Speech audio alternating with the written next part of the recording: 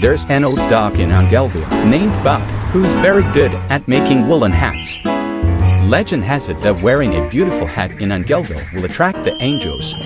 Welcome to Buck's hat. Which one to use? Wow, this one! Hey, don't touch it! Sorry, Mr. Buck. I want to make Even the warmest so, hat in the don't world, touch it. Master.